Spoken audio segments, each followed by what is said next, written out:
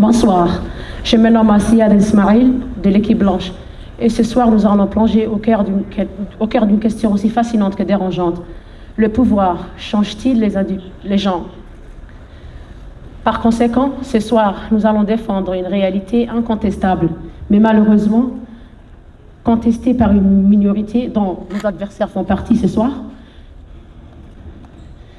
et tenteront de nous convaincre du contraire. Je leur souhaite bonne chance. Avant de commencer, cher public, permettez-moi de vous interpeller. Qui parmi nous n'a jamais été le témoin direct de cette métamorphose? Ce moment précis où une personne accède à une certaine autorité et où tout bascule. L'attitude se modifie, le ton s'altère et le regard se fait plus sévère.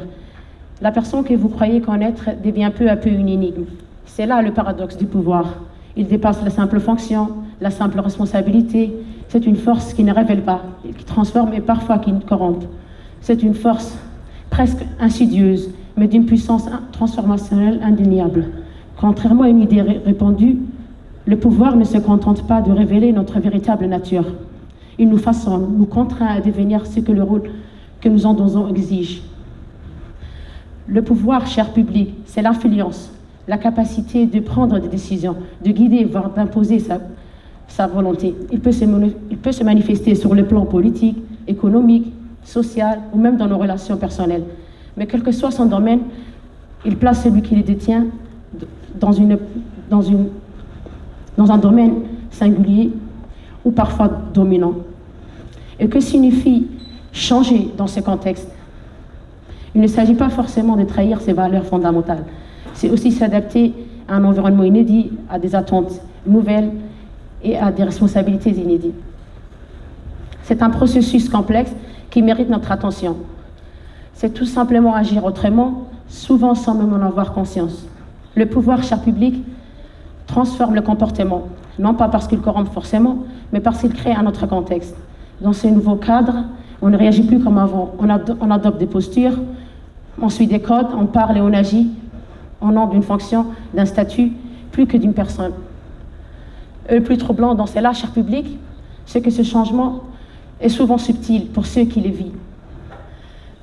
On ne se voit pas devenir autoritaire du jour au lendemain. On ne sent pas l'arrogance s'installer. On pense simplement faire ce qu'il faut. Mais les autres, eux, le remarquent. Ce phénomène ne touche pas uniquement ceux qui exercent le pouvoir. Il affecte aussi ceux qui se soumettent. Lorsque l'autorité change, tout l'équilibre autour en est bouleversé. Que ce soit par loyauté, par peur ou par obligation, le comportement s'ajuste. Le changement est contagieux, est inévitable aussi.